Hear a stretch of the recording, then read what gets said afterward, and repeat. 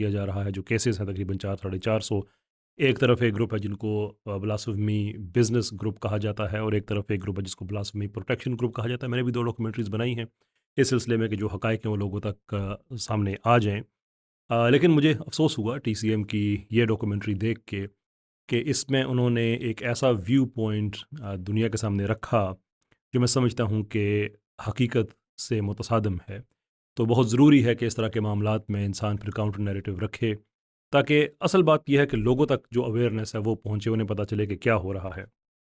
तो मैं सीधा-सीधा चीज़ें जो इसमें ग्लेयरिंग ओमिशंस हैं, बहुत बड़ी-बड़ी इसके अंदर जो चीज़ें नहीं बताई गई हैं और एक ऐसा व्यू दिया गया है जो मैंने अर्ज़ किया कि हकीकत से मुतसादिम है, वो चीज़ें लोगों के सामने रखना ज़रूरी है ताकि इन्फॉर्मेशन पूरी तरह लोगों के सामने रहे। तो चलते हैं उस डॉक्यूमेंट्री के पहले हिस्से की तरफ। National commission for human rights की 2024 रिपोर्ट के मुताबिक 2020 से जुलाई 2024 तक 767 लोगों को तौहीन मज़हब के केसेस में गिरफ्तार किया गया है, और इस रिपोर्ट के मुताबिक ये एक सिस्टमैटिक वे से हो रहा है। A group who trap people in blasphemy cases. इस रिपोर्ट में, जो कि कौमी कमीशन बाय ह्यूमन राइट्स की रिपोर्ट है जो टीसीएम सेंट्रल ने दिखाई, अगरचे ये बात दुरुस्त है कि इस रिपोर्ट में ये बातें लिखी हुई हैं, लेकिन आई थिंक अगर टीसीएम एक स्टेप आगे जाता और जहां लोगों को ये रिपोर्ट दिखाता वहां ये भी बता देता कि ये रिपोर्ट बुनियादी तौर पे कानूनी तकाज़ों को पूरा नहीं करती है। ये फॉर ऑल प्रैक्टिकल पर्पसेस आप कह सकते हैं कि ये इलीगल रिपोर्ट है, इसलिए कि लीगली कंप्लाइंट नहीं है। क्योंकि ये बताना इसलिए ज़रूरी है क्योंकि जब आप एक कौमी इदारे का हवाला देते हैं अपनी डॉक्यूमेंट्री में, तो उससे एक अथॉरिटी इस्टेब्लिश होती है। लोगों के जहन में आता है कि अगर इतने बड़े इदारे ने एक बात कही है तो ये ख़बर यकीनन दुरुस्त होगी। लेकिन आप साथ जब ये भी बताएं कि इस रिपोर्ट की लीगल हैसियत कुछ भी नहीं है, क्योंकि ये उसी कानून के ख़िलाफ़ है जिस कानून ने इस कमीशन को एम्पावर किया है, तो फिर लोगों तक बेहतर इन्फॉर्मेशन पहुँचेगी, वो बेहतर राय कायम कर सकेंगे कि क्या हमें इस रिपोर्ट पर एतबार करना चाहिए या नहीं। अब 2012 का वो एक्ट जो इस कमीशन को एम्पावर करता है, उसके एटलीस्ट 2 सेक्शंस की वायलेशन की गई है।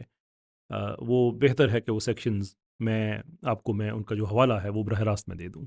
मिसाल के तौर पे सेक्शन 12 इसको कमीशन को इंक्वायरीज़, इन्वेस्टिगेशंस का इस्तेहकाक देता है, लेकिन सेक्शन 13 में फिर इसकी हैसियत भी मुतय्यन की गई है कि अगर ये कोई इंक्वायरी अंडरटेक कर रहा है, कंडक्ट कर रहा है, तो इसकी जो पावर है वो एक सिविल कोर्ट के बराबर होगी।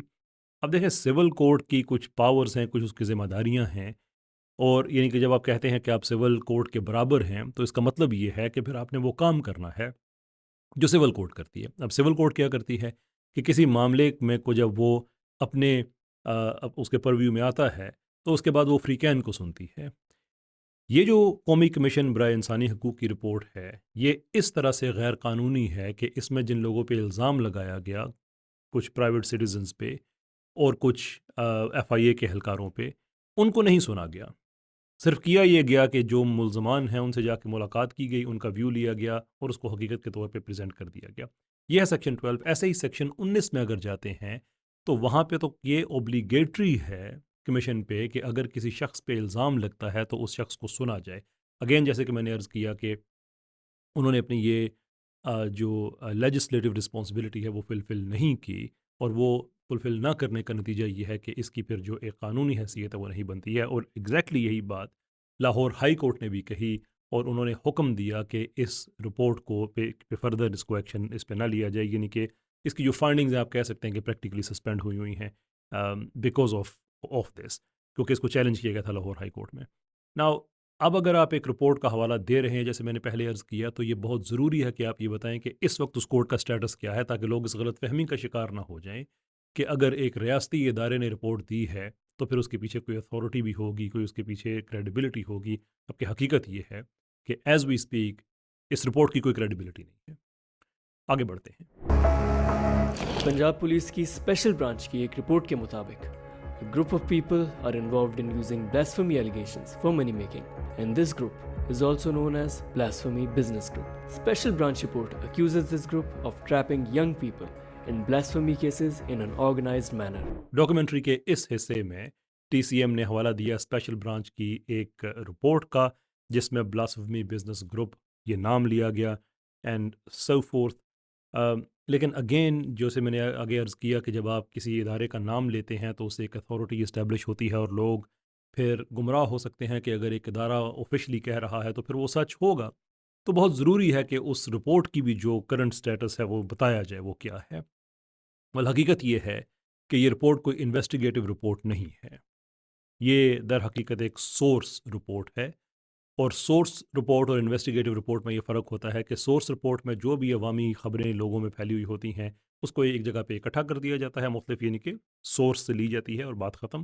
اس پہ فردر ویریفیکیشن نہیں ہوتی، انویسٹیگیشن نہیں ہوتی. انویسٹیگیٹو رپورٹ وہ ہوتی ہے کہ جو سورس رپورٹ کو ایگزامن کرتی ہے، فردر انکوائریز کنڈکٹ کرتی ہے، جو کہ یہ رپورٹ نہیں ہے. یہ خود اسپیشل برانچ نے بھی ایکنالج کیا ہے کہ یہ محض ایک سورس رپورٹ ہے.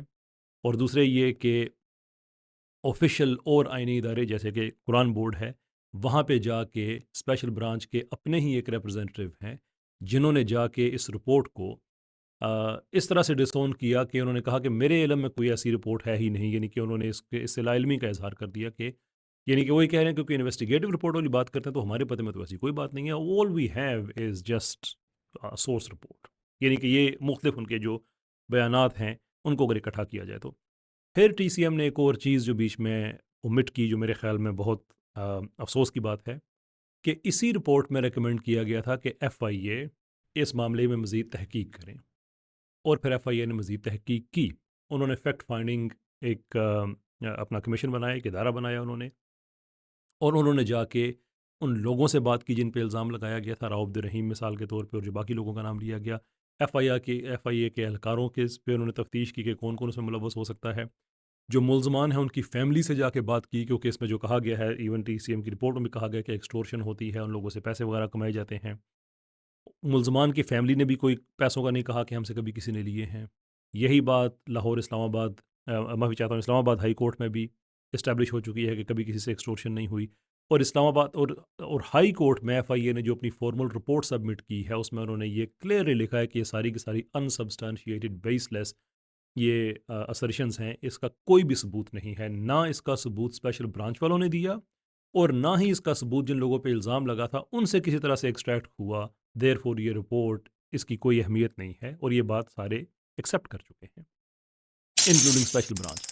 اگین میں یہ سمجھتا ہوں کہ بہت ضروری تھا ٹی سی ایم کے لیے کہ وہ ایک بہت ہی ایک کریڈیبل ادارہ ہے، بڑا باعزت ادارہ ہے پاکستان کا، لیکن جو اس وقت کورٹ میں ہے بلاسفمی کے حوالے سے، اس پہ اگر لوگ مس لیڈ ہوتے ہیں تو نہ صرف یہ کہ یہ گناہ جاریہ ہے بلکہ یہ جو لیگل پروسیڈنگز ہیں اس پہ بھی یہ بات نیگیٹیولی انفلوئنس اس کو کر سکتی ہے. خیر آگے بڑھتے ہیں. ایک باپ جس کا بیٹا توہین مذہب کے الزام لگنے کے بعد حکومتی اداروں کی تحویل میں ہے، بتاتا ہے کہ اس اللیجڈ بلیسفیمی بزنس گروپ کے پیچھے کون ہے.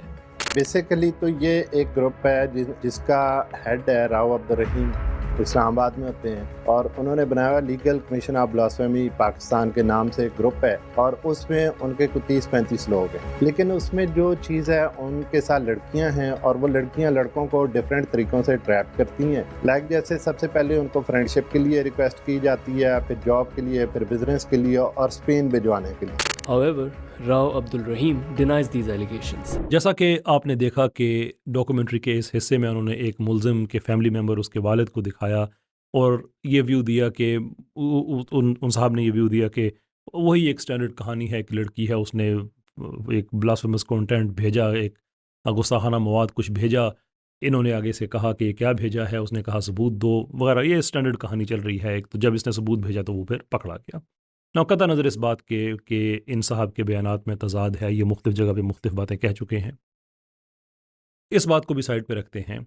اور میں اکنالج بھی کروں گا کہ اس پہ راؤ عبدالرحیم کا موقف لیا.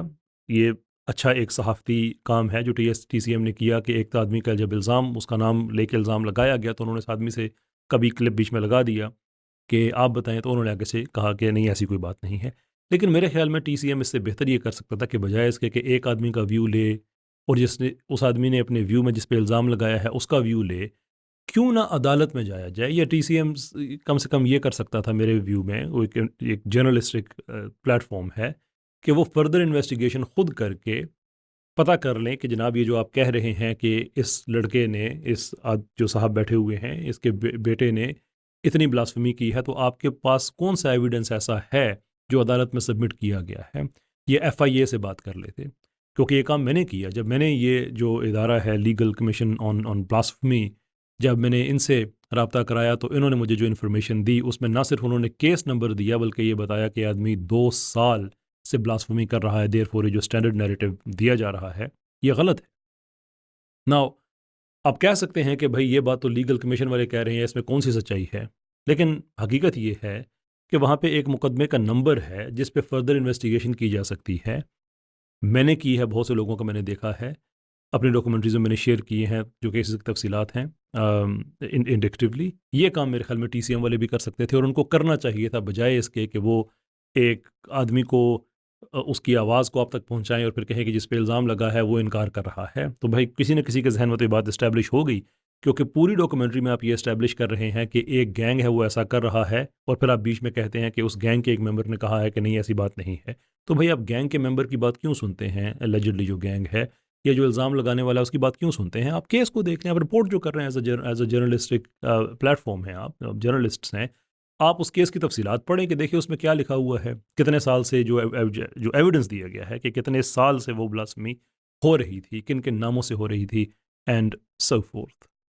Let's move on. اپیرنٹلی یہ بزنس بلاسفمی گروپ مختلف طرح کی ٹیکنیکس کا استعمال کرتا ہے سوشل میڈیا کے تھرو، جس میں یہ جابز آفر کرتا ہے، ریلیجس ڈسکشن کے لیے پلیٹ فارم مہیا کرتا ہے، and in some cases honey trap بھی کرتا ہے. Evidence and reports suggest that in most cases the modus operandi is the same which raises many questions. یہ جو آخری حصہ ہے یہ بھی بہت ڈس اپوائنٹنگ ہے، اس لیے کہ ایک لفظ کہا گیا بیچ میں اپیرنٹلی، اور اپیرنٹلی کے بعد ایک لمبی تفصیل دے دی گئی کہ اس میں ایف آئی آر جو ہیں وہ سملر ہیں اور باقی جو ہے اس کے موڈس آپرینڈی جو ہے بڑا سملر ملتا ہے، یہ ہے وہ ہے وغیرہ وغیرہ. دیکھیں اب یہاں پہ آپ بنیادی طور پہ الزام لگا رہے ہیں ایف آئی اے پہ، کیونکہ جو انفارمیشن آپ نے مس کی ہے نا وہ یہ ہے کہ یہ کوئی 450 ملزمان تو ہیں لیکن یہ 113 ایف آئی آرس ہیں، اور ان میں سے 65 کیسز یہ قرآن بورڈ نے ایف آئی اے کے حوالے کیے ہیں. جب لوگوں نے ان سے کمپلین کی، مختلف نمبر جب لوگوں نے بتایا کہ ہمارے پاس یہ کانٹینٹ بھیجا جا رہا ہے، تو انہوں نے ایف آئی اے کو بتایا 65 آف دیم.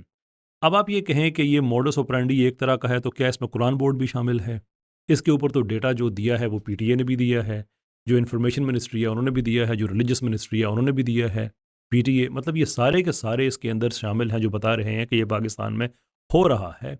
آپ محض اس لیے کہ ایف آئی آر سملر ہیں دیر فور آپ کہہ رہے ہیں کہ ان کا جو ہے یہ مطلب یہ بات ساری کی ساری مشکوک ہے. تو بھائی جرائم کی نوعیت جو سملر ہے تو ایف آئی آر کیوں نہیں سملر ہوں گی؟ I think it's very very, کیونکہ پیچھے جو آپریٹ کرنے والے لوگ ہیں ان کا جو پیٹرن نظر آ رہا ہے وہ ایک طرح کا نظر آ رہا ہے. اور پھر جو اگلی بات ہے کہ صرف اس بات پہ ہم رک نہیں سکتے ہیں کہ ایف آئی آر سملر ہیں.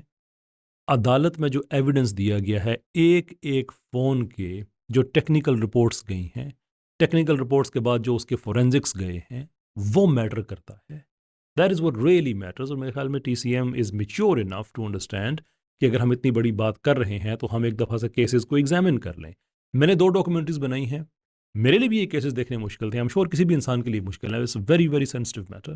لیکن اگر آپ جرنلسٹ ہیں then this is something that we have to go through. بہت بہتر ہوتا ٹی سی ایم والے اگر وہ کیسز نکلوا کے، جو کہ پبلک ریکارڈ کا حصہ ہے، کوئی اسپیشل آپ کو اسٹیٹس نہیں چاہیے ہوتا ہے وہ نکلوانے کے لیے، کوئی بھی سٹیزن کرا سکتا ہے، ایک دفعہ ان کو دیکھ لیتے اور پھر دونوں طرف کا ویو دیتے کہ کیا ہو رہا ہے، تو میرے خیال میں بہت زیادہ بہتر بات ہوتی ہے. لاسٹلی یہ بات میں دوبارہ دہرانا چاہوں گا کہ جو ایویڈنس دیا ہے ٹی سی ایم نے وہ انہی رپورٹس کی بیس پہ دیا ہے جو آلریڈی ڈسکریڈٹڈ ہیں. جو مثال کے طور پہ جو ہیومن رائٹس کی ہے اس پہ آلریڈی کورٹ کی ایک رولنگ موجود ہے.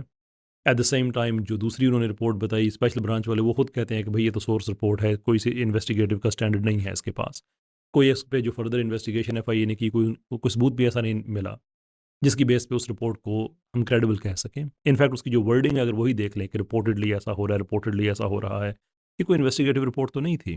تو اس کے اوپر ایک پورا نیریٹو کھڑا کر دینا اور ساتھ ایک ورڈ ایڈ کر دینا کہ اپیرنٹلی ایسا ہو رہا ہے، I don't think that's good enough.